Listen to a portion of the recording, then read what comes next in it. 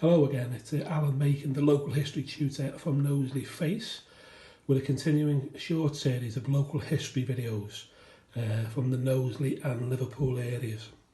Today's short video will look at the lost old halls of Liverpool.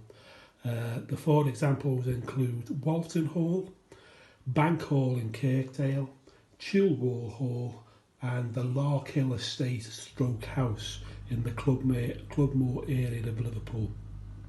We'll look at their location, pictures and sketches of the halls themselves, how they developed over time, prominent people who owned the land, made money from it, and how they changed and eventually disappeared as the centuries rolled by. So the first thing we'll look at, it will be a map which dates from 1840, and it's in the middle of the map is Walton Hall. So this is the lost old halls of Liverpool, and the map dates from 1840. So Walton Hall is basically to be found in the north end of Liverpool on the site of Walton Hall Park. Quite clearly see on this map, in 1840 it was a very rural part of Liverpool, on the outskirts of Liverpool. Very few housing, with the hall in the middle. There'd probably been a hall on that site for hundreds of years, but they've been changed and knocked down several times.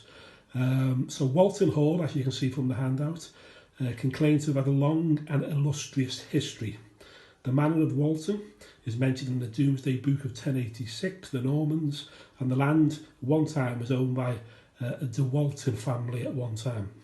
If you jump forward in time, by 1746, the Georgian period, the hall itself was sold to, come to the records, a gentleman by the name of John Atherton, who made his money from the slave trade. Liverpool made a lot of money through the slave trade, various businessmen from roughly 1700 to the early 1800s.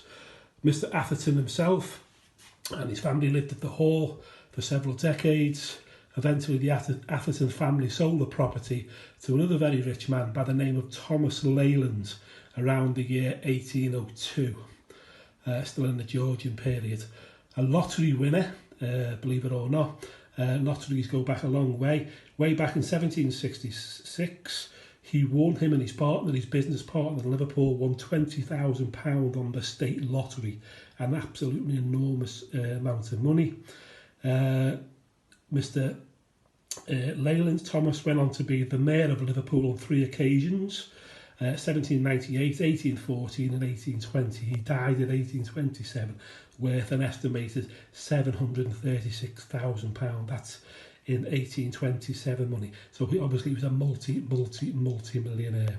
This is Walton Hall itself, one of the last photographs taken of Walton Hall when it was in ruins. By the early 1900s, it was knocked down in a couple of years after this photo was taken, 1902. So it's just a Jacobean style house. On Thomas's death, his nephew, a gentleman by the name of Richard Bullen, inherited the hall and took the surname Leyland. When Richard died with no children to inherit the hall, it was left to a gentleman by the name of John Naylor, another rich businessman. The hall was in ruins by 1900, as you just seen from the picture, and was shortly demolished thereafter. The site became the site of Walton Hall Park, which was opened in 1934 by King George V. The site of the old hall is said to have been located by the park's old tennis courts.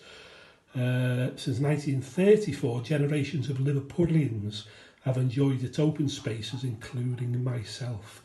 And this is the gentleman I mentioned before, he won the National Lottery, £20,000 back in 1776, and became, through various business dealings and dealing with slavery, a multi-millionaire. The next hall I want to talk about is Bank Hall, familiar to people who get the train to Southport and they stop off at Bank Hall station. Not far from there, over the centuries, was a beautiful building known as Bank Hall in Kirkdale. This is an artist's illustration. The hall itself, surrounded by a moat, a gateway and lots of farmland. Today it's a built-up area surrounded by railways and docks in the Kirkdale area. So Bank Hall itself, originally not far from what was now Bank Hall Station, was home of the powerful Moore family, prominent in Liverpool for many years. The name Old Hall Street takes its name from the Moore family, who in the Middle Ages, the 1300s, 1400s, owned a hall there, and then they moved what was then on the outskirts of Liverpool, the countryside, to Bank Hall, and built this beautiful Bank Hall, which was in existence for several hundred years, but it was extended over time. We know through various documents that the hall itself had 40 rooms, including 17 bedrooms. The main space was the Great Hall, adorned with carvings, portraits, busts and shields, military trophies hung from the roof. The estate was entered over a bridge, over a moat. 2 stone obelisks guarded the entrance. And hopefully you can see this on the next illustration. Similar to the last one, people in front, dogs in the foreground, and the buildings in the background. What you can't quite see is a moat. So it goes on to say, Bank Hall was demolished back in 1772, and a farmhouse was built out of materials for stone from the hall. The ruins of that farmhouse remained on that site for many years, located on various maps, until the docks and the railways transformed that area of Kirkdale in the 1800s, and all existence of the hall is long since gone. The next hall I want to look at is a famous hall which only disappeared in 1953, Childwall Hall. It's been probably a Childwall Hall going back to the 1600s. There's been 2 of them. The first one, you can see from the artist illustration, is entitled Childwall Hall, the first Childwall Hall, 1700. 2-storey building in the middle of Childwall, which was then very much on the outskirts of Liverpool, a rural part of Liverpool. It goes on to say, little is known about the first Childwall Hall, but back in 1780, Georgian period again, a second Childwall Hall was built by the then, what was 2 Liverpool MPs, and one of the most famous one was named Bamber Gascoigne. Yes, and he's a Bamber Gascoigne who is distantly related to the presenter in the 1970s, 1980s on University Challenge. So he's still going today, Bamber Gascoigne. He was one of Liverpool's 2 MPs. Designed by what was then the nationwide fashionable architect by the name of John Nash. And he built a castellated and sandstone mansion which enjoys sweeping views of the surrounding countryside. The actual building, even though it was in ruins by then, was only actually pulled down in 1952. So this is the second view of Childwall Hall, the second Childwall Hall. We're still there until 1953. It goes on to say, if I can just zoom out again, the hall in the 19th century included an octagon room, a billiard room, an oak Gothic sarcophagus, and Grecian lamps of the ancient Greek styles. Bamber Gascoigne's only child was went by the name of Frances Mary. She married, as the rich often do, the Viscount Cranbourne, who was the second Marquess of Salisbury. Back, if I may continue, back in 1821, the hall was turned into a community college in 1955 and has since been demolished. This is an actual photograph from the 1930s of the hall. Soon afterwards it was in ruins and it was knocked down. So that's an actual photograph of the Childwall Hall.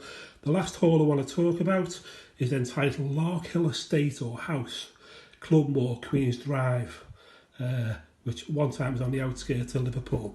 So back in 1766, Richard Hayward was a founder of the famous, what was then a famous Hayward's Bank, which eventually was turned into Martin's Bank, and today you can trace it through all the way to the modern Barclays Bank. He bought the house and estate of what was known as Larkhill from a gentleman by the name of Jonathan Blundell, who was a colliery owner and merchant. He lived in the house until his death in 1800, and again, having no children, it passed to his brother Arthur Hayward. By 1900, Benjamin himself, if I continue, Hayward Jones, was living in the house, a relative, back in 1900. The original entrance of the estate was the Queen's Drive, then a country road. In 1880, new imposing entrance gates and a lodge at the Tuberook end of the estate was built. And if I just zoom in, this is a map from around 1890. You can see the name Clubmoor, and the green, highlighted green, is the estate of Larkhill, surrounded by much farmland. Lastly, I just wanted to show you a quick photograph of the Larkhill house itself. And just to finish off by saying the house was demolished in the 1960s and part of the site was replaced by Larkhill Library, which itself was replaced by new housing fronting Queen's Drive. Lastly, as always, just like to say, please leave any comments you wish. Please stay tuned to Knowsley Face and Knowsley Recovery websites for any tips on mental health and well-being. Thank you.